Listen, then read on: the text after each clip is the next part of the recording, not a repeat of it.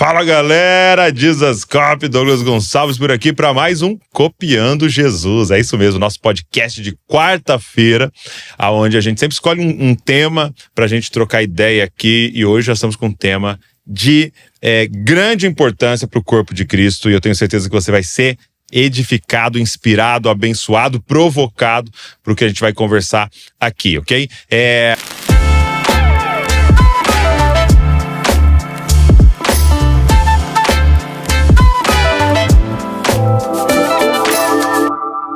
Meu amigo, Marco Cruz. Que sobrenome, hein, meu? Pois é. Cruz. Cruz no nome, né? Não tinha como trabalhar com outra coisa. Com certeza, a Cruz de Jesus está até no nome. Obrigado por você estar aqui, viu? Obrigado pelo convite, é um prazer estar aqui no Dizascope. Muito bom. Ó, o Marco, ele é hoje o secretário-geral da Portas Abertas aqui no Brasil. Tava até perguntando para ele aqui antes da gente iniciar, onde é que surgiu, onde é que foi fundado a missão Portas Abertas, e foi na Holanda, você me disse. Exatamente. E a sede é lá, é Amsterdã mesmo? É Harderwijk, Okay. que é uma vila pequena lá na cidade, na Holanda. Legal. E aí eu sempre recebo aqui, né, o pessoal da equipe faz para mim, um pouquinho assim da jornada, né, do meu convidado aqui. Então hoje você é secretário-geral da Portas Abertas no Brasil, já há mais de uma década, membro da Igreja Batista, já atuou como na equipe pastoral lá da Igreja Batista do Morumbi, mas a sua formação é engenheiro mecânico. Sou engenheiro mecânico. E aí Fui você engenheiro chegou, mecânico. Foi, né, a sua formação aí, e você chegou a estudar lá na Alemanha, graduado no Seminário Internacional de Liderança pelo Instituto Haggai, e aí você fez lá no Havaí, Sim. né? Pós-graduado na Administração pela FAI, e com uma MBA ali em Marketing na FGV, e mestre em Liderança Cristã pelo Seminário Teológico Servo de Cristo. Você tem o quê? 80 anos? Mais ou menos. Bastante tempo já. Mas já tem uma jornada aí. Deixa eu fazer uma pergunta antes da gente começar sobre o assunto da igreja perseguida.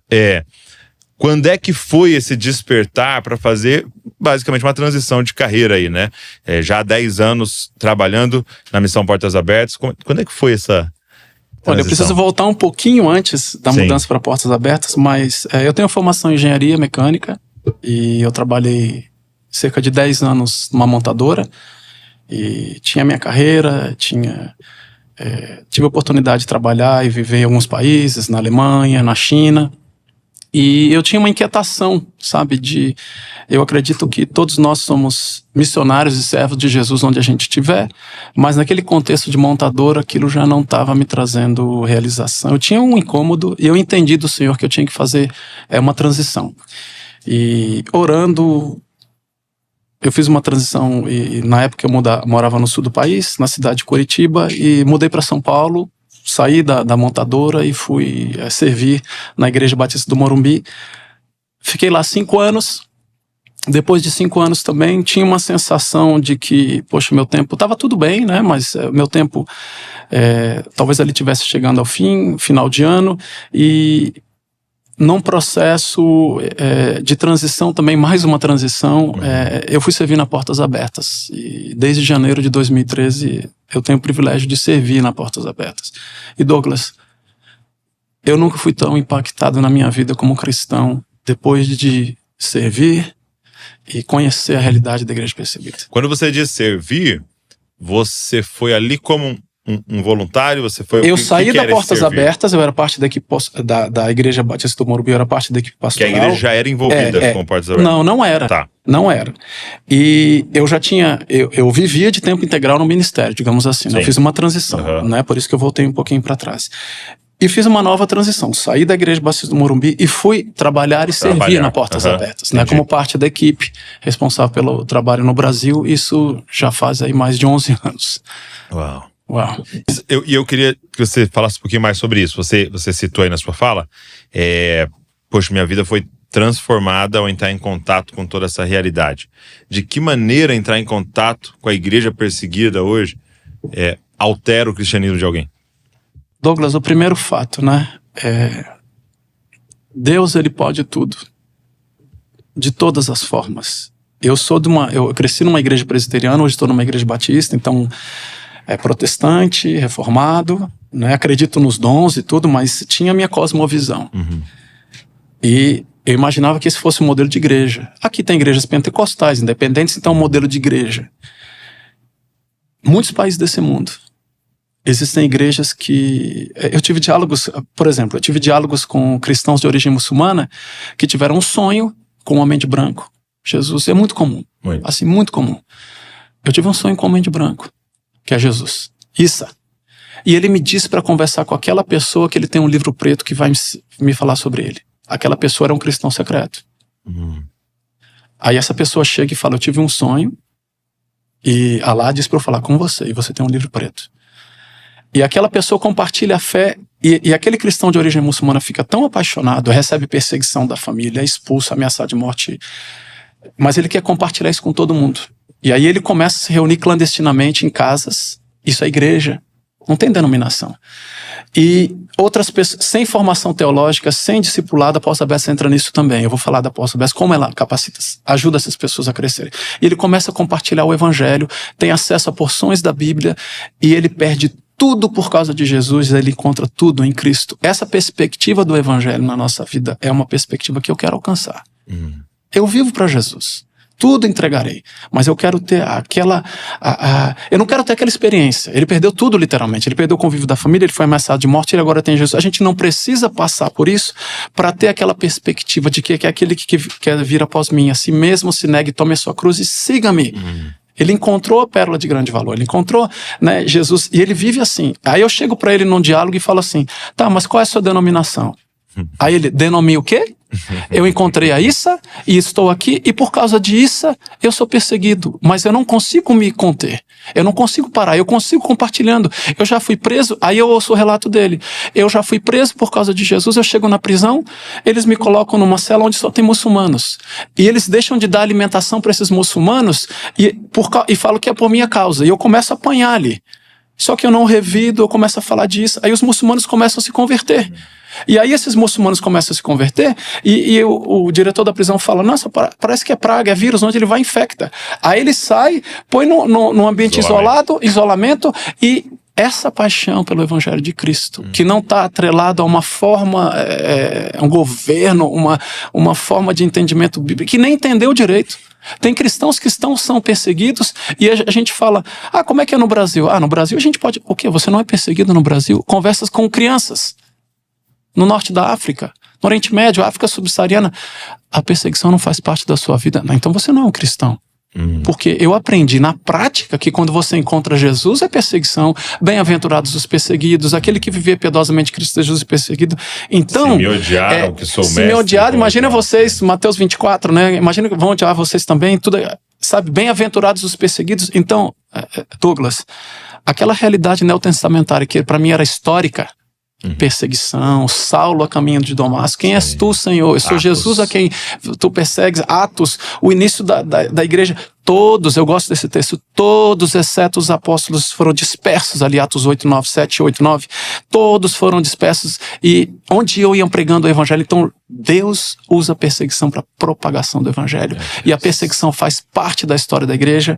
A gente vai falar do evento que você falou, início simbólico da perseguição em Atos 4. Então aquilo que era uma realidade histórica, eu vi isso com meus olhos. Meu Deus. E ela é latente, ela é urgente e ela é presente na maior parte da população do mundo. E Douglas, eu tive contato com essa igreja.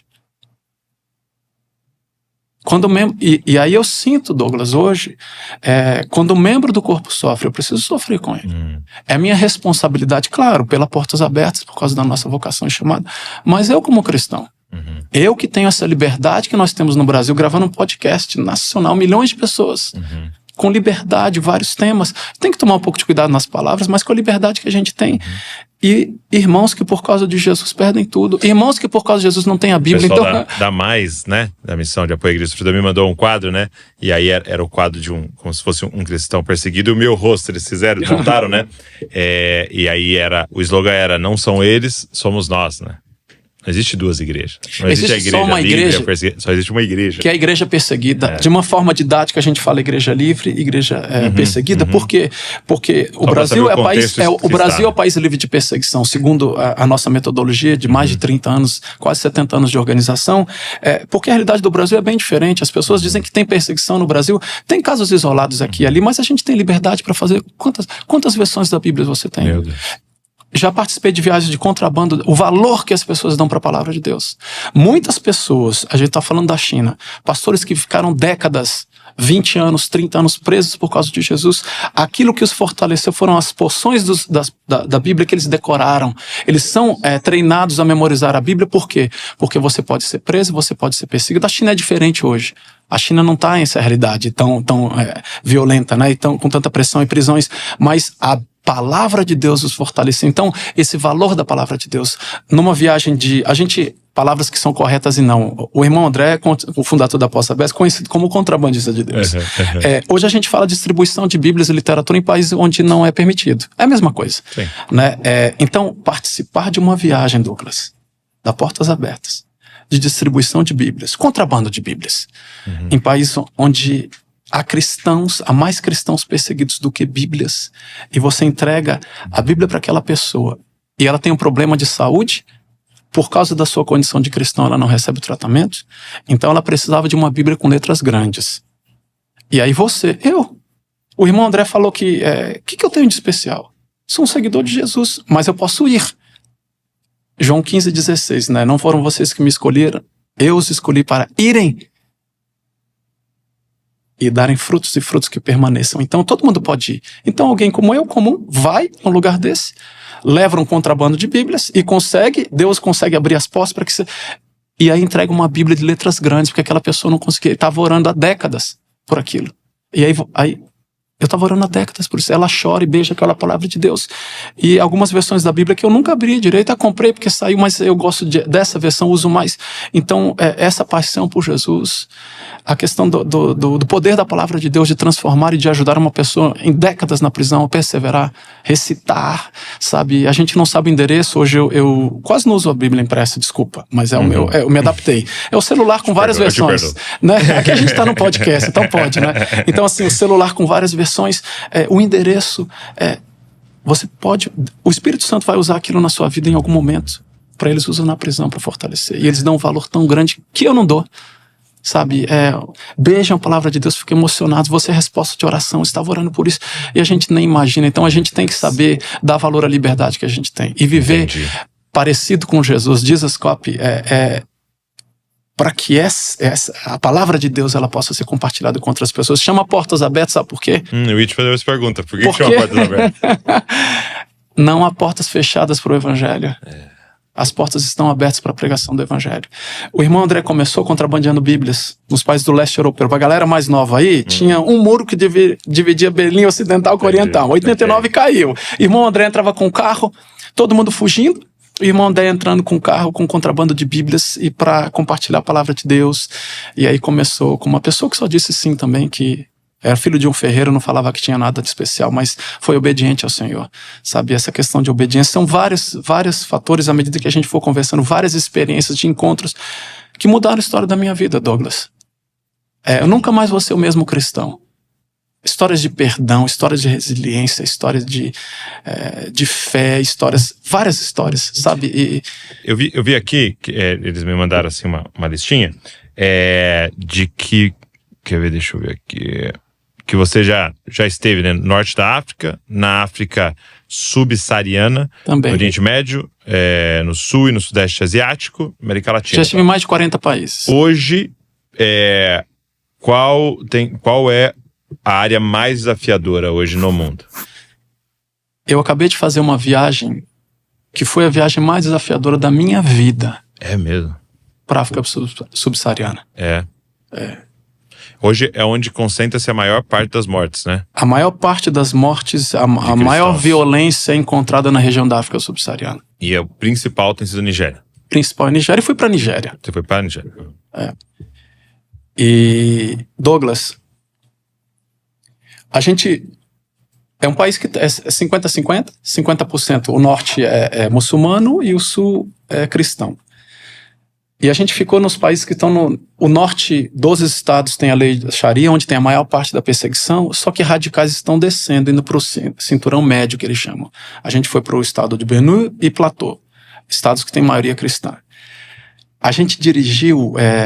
por causa de questão de segurança, tinha sempre pessoas armadas escoltando a gente teve que ter um acesso a uma região que teve que outra escolta do exército junto com a gente, por questão de segurança. E imagina o cristão local, que trabalha ali com a Portas Abertas, que não chama Portas Abertas lá, porque a Portas Abertas está na lista negra em vários países, então é uma outra organização, um parceiro, a gente trabalha com parcerias, ele vai sozinho nesses locais para fazer o seu trabalho. A gente estava todo escoltado, parafernália e tal, segurança.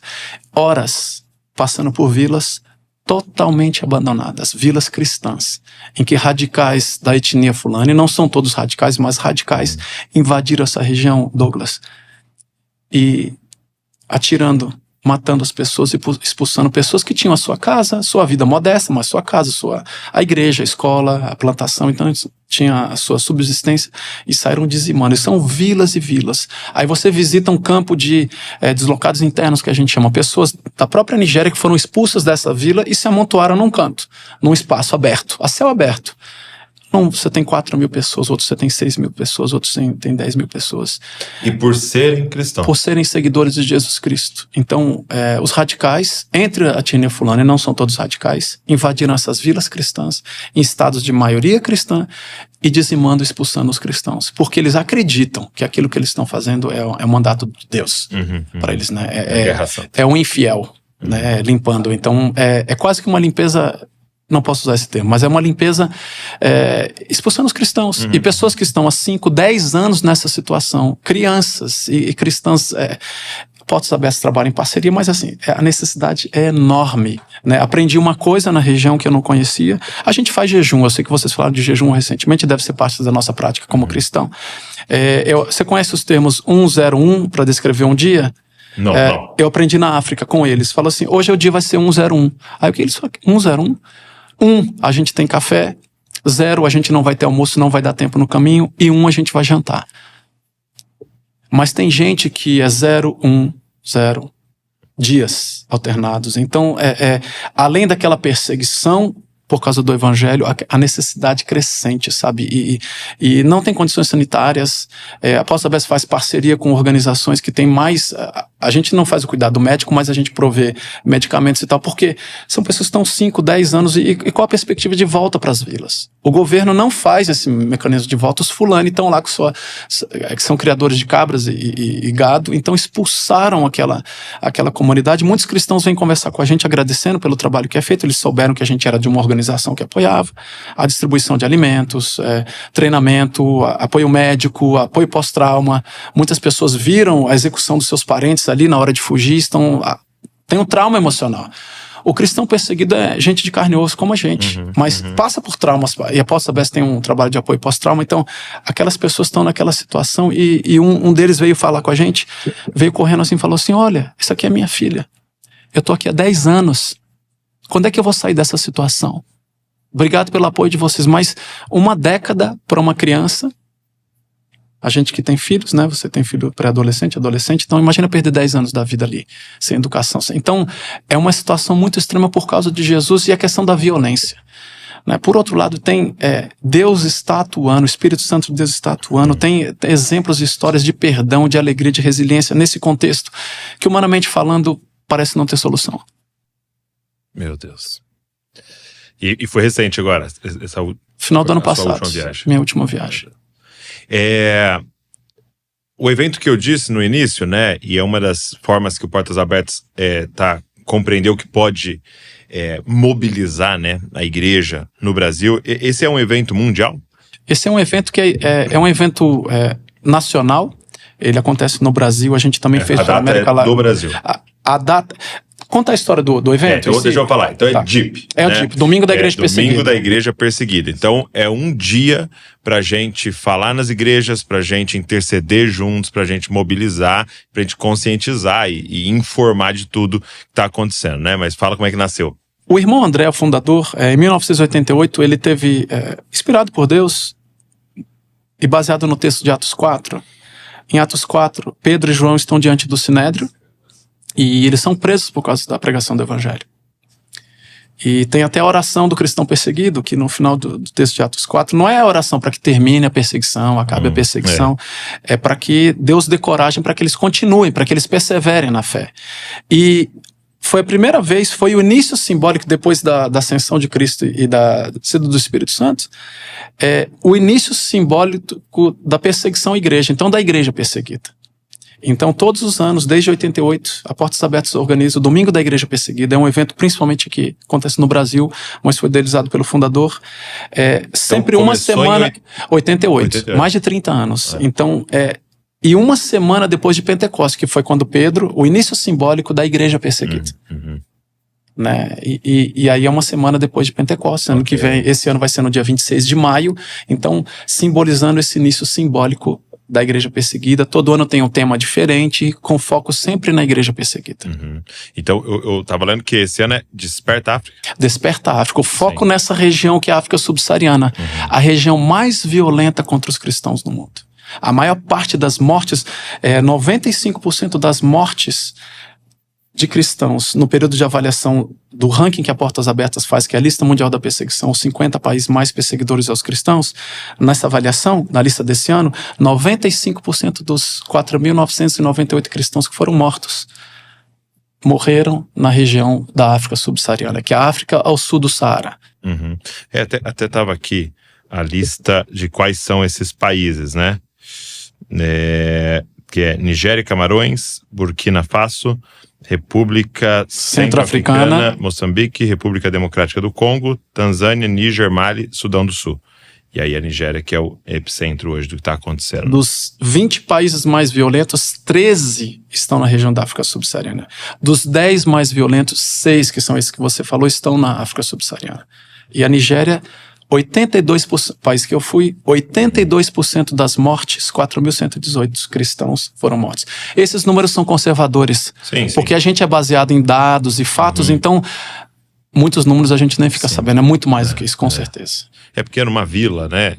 Numa vila. Não tem nem os dados, né? A Portas Abertas, a gente tem presença nas vilas, né? A Portas Abertas sempre trabalhou com os cristãos perseguidos, cristãos locais. Então essas informações vêm lá da vila, na Nigéria, a vila na África, na República Centro-Africana, mas os dados são muito incipientes, alguns são mortos e a gente não fica sabendo. Então esses são os dados aos quais a gente teve acesso. Tá? Então... E como é que uma igreja pode participar? Então, Família de Zascope quer participar 26 de maio. Ele quer participar. A gente vai tá publicando, né, esse podcast em abril. Então, para você poder até ter um tempo aí para se organizar, caso não passou, né, você não esteja vendo lá na frente. Mas como é que uma igreja pode participar? A primeira coisa é você falar com a liderança da sua igreja. Né? A gente sempre se submete à liderança da igreja local. Então, falar com a liderança. Se você não é o pastor, o líder de missões, falar com a liderança da igreja e ter aprovação para que o evento aconteça. E aí, você entrar no nosso site, na Portas Abertas, né? www.portasabertas.org.br/DIP. Vou deixar aqui na descrição, ok? Canto superior direito, clica lá no botão DIP, Domingo da Igreja Perseguida. Você faz o seu cadastro do organizador, a pessoa que vai ser responsável, faz o cadastro da igreja. Por que isso? Porque aí você vai ter acesso a um material exclusivo para a organização do DIP. PowerPoint, vídeos, testemunhos, banners, você tem isso online. Se você fizer... Abril talvez fique um pouco apertado, né? Mas assim, quanto mais rápido você fizer o cadastro, mais chance você tem de, se você quiser, receber um kit impresso também, tá? Porque para ter acesso a uma área restrita com todo o conteúdo, uma orientação de como você organizar o DIP. 15 minutos de oração, o culto todo, o domingo todo, o fim de semana, conforme a igreja escolher e com o objetivo de mobilizar, primeiro despertar a igreja. Muitas pessoas, Douglas, a maior parte das pessoas, eu posso falar assim, com a nossa experiência na Portas Abertas, não sabe que existe uma igreja perseguida. Você sabia que 2/3 da população do mundo vive em países onde há perseguição? A maior parte da população do mundo vive em países onde há perseguição. Se a gente pegar a Índia e China, 1 bilhão e 400. 1 bilhão e 400 já são 2 milhões e 800. Quase 3 milhões de pessoas. Pega toda a Ásia. A maior parte da população do mundo vive em países onde não tem a liberdade que a gente tem. Muita gente não sabe. Então, o objetivo é despertar a igreja. O tema é África, a gente varia o tema a cada ano. Até por questões que tem tem muita necessidade, são muitos países onde precisam do nosso apoio. E organizar o DIP conforme a liderança da igreja decidir como fazer, com base nesse material. É muito fácil, tem o nosso canal de relacionamento, o WhatsApp, Instagram, escreve pra gente, a gente ajuda a organizar também. Muito bom, muito legal. E é legal porque as pessoas, então, a partir do momento que elas são informadas, alguns vão despertar para fazer, para se tornar missionários mesmo, né, transculturais, e quem sabe vão ser treinados e vão ser enviados para esses lugares. Outros vão ser despertados para ofertar, né?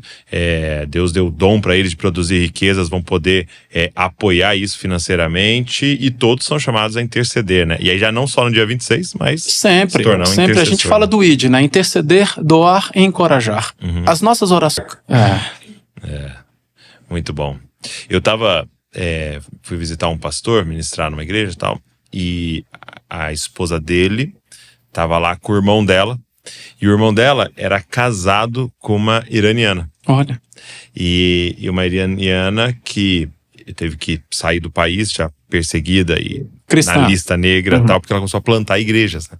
E ela contou pra gente na mesa, que aquele dia foi assim, marcante pra mim e pra Val, porque ela contando pra gente o testemunho em farsi, e o marido traduzindo pra gente em português. Que legal. E aí ela contou que uma tia se converteu e Deus pediu para ela voltar pro Irã para falar para a família. Quando ela falou com a família queria matá-la, expulsaram ela. Aí ela volta para a Europa e encontra um tio que estava morando na Europa, prega para ele e se converte. E aí depois de anos, essa, que era uma das filhas, vai para a Europa para estudar e fica na casa desse tio. O tio prega pra ela, se converte. Passou uns anos, um tempo, Deus começa a falar com ela: você precisa voltar, você precisa pregar pra sua família. E ela volta pro Irã pra pregar. E ela chega e fala pra mãe: mãe, tive um encontro, Jesus é real e tal. E aí a mãe fica brava com ela, já tá ali naquele impasse de expulsá-la e tal, né? E a mãe deu o horário, a mãe foi orar. E aí ela conta que a mãe dela se ajoelhou e começou, né, a orar, aquele movimento de levantar. E um dos momentos que ela baixa, quando ela levanta, ela vê um pé na frente dela de um homem. E quando ela levanta a cabeça, ele fala: eu sou Jesus, o caminho, a verdade e a vida. E ela começa a gritar na sala: tem um homem aqui, tá? E aí ela fala: apareceu um homem, e ele falou exatamente isso, tá? E aí, é o que você estava dizendo, né? A filha começa a falar: é ele, mãe, ele tá querendo se revelar a nós e tal. E isso aí que você ouviu é um versículo da palavra de Deus e tal. Só que ela não tinha uma Bíblia, né? Aí ela liga pra tia, que foi a primeira que pregou, e falou: tia, minha mãe teve um encontro com ele, fala com ela aqui, falou tal. Ela: poxa, como eu te queria ter uma Bíblia aqui. Aí a tia falou assim: ó, vai em tal lugar que eu enterrei uma aí quando eu fui. Tipo, 10 anos atrás. Porque eu sabia que ele ia se revelar a você. Um dia ia acontecer. E isso me lembrou também Deus está agindo. Deus está agindo. A perseguição, quando eu comecei na Portas Abertas, tinham 100 milhões de cristãos perseguidos. Hoje são mais de 365 milhões de cristãos. Porque a perseguição aumentou mais de 3 vezes a quantidade. Então a perseguição, ela tem crescido. Não sou especialista em escatologia, mas as dores de parto estão aumentando. Estão aumentando. A gente vive o fim dos tempos, há algum tempo, né? Então a perseguição está aumentando. E agora, Douglas, nós somos a primeira geração que pode dizer que existe uma igreja em todos os países do mundo. Não para todas as etnias, não para todas as línguas, mas e a igreja, como eu volto ao início da minha conversa, não é uma denominação. São 2 ou 3 reunidos em nome de Jesus. Fui a um país totalmente fechado para o evangelho, onde é proibido ter igrejas. E há várias igrejas clandestinas e domésticas ali. E aí, falando de um encontro na região da África Subsaariana, hoje ele é um pastor. Ele era um líder numa tribo muçulmana. E aquelas choupanas de palha, né, bem africanas, aquele chão de terra batido. E ele estava sendo preparado para ser o imã daquela comunidade. E um dia ele estava fazendo as suas orações. E ele fala que teve um encontro da sarça ardente com Jesus. Jesus apareceu para ele enquanto ele estava fazendo a oração. Ele viu a Jesus. E ele teve um encontro com Jesus e se converteu. E se tornou um pregador da palavra. E começou a compartilhar a palavra com aquilo, né? E começou a compartilhar a palavra. Só que ele estava sendo preparado. Ele tinha uma liderança carismática e estava sendo formado para ser o imã daquela região. E uma região pobre da África. Chopana, chão chão batido. E a liderança daquela região construiu uma mesquita na frente da casa dele. Gigante, enorme, linda. E falou assim, olha, volta para a fé muçulmana que você vai ser o imã disso aqui. Seu líder. E ele falou, eu vi o que eu vi. E ninguém tira isso de mim. Eu vi o que eu vi. Ele teve um encontro com Jesus, isso mudou a história da vida dele. E nada fala de firmeza do seu caráter, né? Sejam firmes e constantes, sempre abundantes na obra do Senhor, sabendo que o seu trabalho não é em vão. 1 Coríntios 15, 58. Eu não posso deixar, eu vi o que eu vi. Eu tive um encontro com Jesus. Nada. Mas é um paupérrimo, ele ia ter acesso a tudo que pudesse. Só que ele teve um encontro com eu sou, e ele não abre mão disso. Tinha aquela figurinha, né, que o pessoal usava, não dá pra desver, né? Não dá pra dizer. Eu vi o que eu vi, ele falou isso. E esse era o chamado, e esse sempre foi o chamado, né, pra sermos testemunhas. Testemunhas. E testemunha fala do que viu, né, e do que ouviu. Né? Não do que me falaram, do que descreveram, né? Quando chama uma testemunha para depor, é alguém que viu, né? Uns foram oculares, bem-aventurados os que não viram e que leram, que somos nós. A gente. Pelos olhos da fé, exatamente. Viram, né? Sabem, tiveram um encontro com ele no espírito, né? Com certeza. Isso é muito forte. Agora... Então a Portas Abertas tem trabalho de ajuda emergencial, cestas básicas, remédio, às vezes pagar aluguel. Tem muitas viúvas. Douglas, encontrei centenas de viúvas na Nigéria e órfãos. E tem uma história de um viúvo que, se der tempo, eu posso contar também, porque a gente sempre falava de viúvas e órfãos.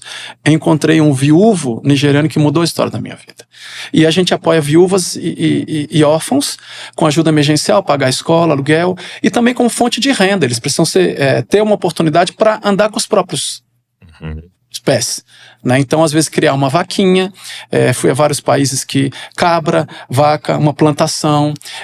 Ou fazer algo que é sustentável, né? Gerar fonte de renda, microcrédito e fonte de renda, e também o apoio pós-traumático. Isso é um trabalho mais recente da Portas Abertas, né? Muitas vezes, hoje já não é tanto um tabu no Brasil o apoio psicológico, por causa de doença mental de atletas e tal, isso ajuda, né? No sentido de que tem que ter um cuidado emocional. Mas muitos cristãos perseguidos sem saber, muitos tiveram um trauma, um assassinato, né? Por exemplo, um pastor Zacarias, que eu conheci que esse foi um dos testemunhos mais fortes que eu conheci na história da Portas Abertas. Ele estava em casa, ele vivendo numa dessas vilas remotas na Nigéria, ele estava em casa. Radicais fulani chegaram na região. A gente tem que orar pelos perseguidores, a gente tem que perdoar, então não é incitação ao ódio, tem que retaliar, não é isso, né? Mas radicais da etnia fulani chegaram e começaram a atirar e chegam assim. Muitos falam que eles estão sob efeito de bebida ou droga ou até possessos. Chega atirando, não tem conversa, não tem diálogo. Então atirando e tal, e alguns chegaram. Pegaram a esposa dele, o filho dele, menino, 10, 11 anos, e executaram os dois na frente dele. Sumariamente, assim, pá, por nada, sem diálogo. Ele viu aquela cena e ficou em choque. Aquela realidade deu choque, ele ficou indignado com Deus de permitir isso. Ele ficou com raiva, normal, tem carne e osso. Senso de justiça, senso de impotência. A Portas Abertas desenvolve um trabalho de pós-trauma. E eu visitei um desses centros pós-trauma. O líder desse centro falou assim, Marco, a cura do trauma começa na liberação do perdão. Como é que um viúvo vai perdoar os assassinos da esposa e do filho? Aquela marca, aquele trauma, aquela cicatriz. Tudo começa com perdão. Então tem um processo de vários encontros nesse centro de apoio pós-trauma, chama Shalom, né, paz. Ele passou por esse processo de cura e ele conseguiu perdoar. Então quando a Bíblia fala aquela coisa, perdoar os seus inimigos, orar pelos que perseguem, que é uma coisa meio abstrata. Pra gente é o gerente tá pegando as pernas. Entendeu? É o time, aquela conversa de política chata, não sei o que. Então, aí o reverendo Zacarias fala assim, olha, ele tem a cicatriz emocional, cicatrizado. Ele, não é que desapareceu isso da vida dele, ele é um viúvo. Ele lembra. Ele lembra. Agora ele lembra com perdão. Ele falou assim, Marco, se aqueles jovens que tiraram a vida da minha esposa e do meu filho vierem para minha vida, ele continua na região, ele saiu, passou e ele falou, não, meu chamado é para lá, vou voltar para lá. Ele voltou viúvo. Ele continua lá, correndo risco, né? Ele falou, se aqueles jovens vierem para minha tribo que assassinaram minha esposa e meu filho, eu vou convidá-los para jantar e dividir a mesa comigo. Porque aquilo que eles fizeram, eles estavam achando que estavam fazendo a coisa correta. E eles precisam de Jesus tanto quanto eu. Então eu quero compartilhar a minha mesa e compartilhar o evangelho de Cristo com ele. Então quando se fala de perdão, eu lembro da figura do pastor Zacarias. Eu falo, gente, se o Espírito Santo de Deus colocou perdão no coração daquele homem, nós podemos perdoar. E assim, são vários encontros, são várias lições da igreja perseguida, como eu falei, que transformaram, materializaram algumas passagens bíblicas que para mim eram históricas. Sim. Ou eram, Deus, se for possível, mas se o pastor Zacarias pode perdoar, eu também posso. Você tem essa oportunidade. Das revistas aqui que você mostrou, essa aqui, a Missão Secreta Invisível, que fala da Coreia do Norte, né? Exatamente. Ainda é o lugar mais fechado para se fazer trabalhos, ou tem outros lugares hoje já mais fechados? A Coreia do Norte é top 1 na lista mundial da perseguição. Nos últimos 22 anos, 21 anos, ela foi top 1. Só no ano que o Talibã tomou o Talibã tomou o Afeganistão, que o Afeganistão passou. Mas senão a Coreia do Norte é o lugar mais fechado para o evangelho. Todos os cristãos da Coreia do Norte são cristãos secretos. É proibido ser cristão. Existem entre 50 a 70 mil cristãos em campos de trabalho forçado na Coreia do Norte. Fora aqueles que foram mortos. Pais não compartilham a sua fé com seus filhos com medo de serem denunciados. Tem várias... Que ele pode falar na escola? Ele pode falar na escola. Tem um relato de uma criança que a professora fez um concurso e falou, olha, não conta pro seu pai. Mas... os cristãos são considerados inimigos do Estado, o Estado sabe que tem um tal de um livro preto, a Bíblia em geral é um livro preto, escondido, também eles enterram partes da Bíblia, ou a Bíblia falou para a criança na sala, falou, olha, vê se você tem um livro preto na sua casa, não falou que era cristão, nada, mas ganha gincana quem achar esse livro preto, mas não pode contar para os pais. É mesmo? A menina foi para casa, ficou procurando, acabou encontrando um livro preto, chegou na escola toda feliz, mostrou para a professora o que aconteceu. Era a Bíblia. Denunciou. A polícia chegou na casa dessa criança, prendeu os pais. Ela nunca mais viu os pais.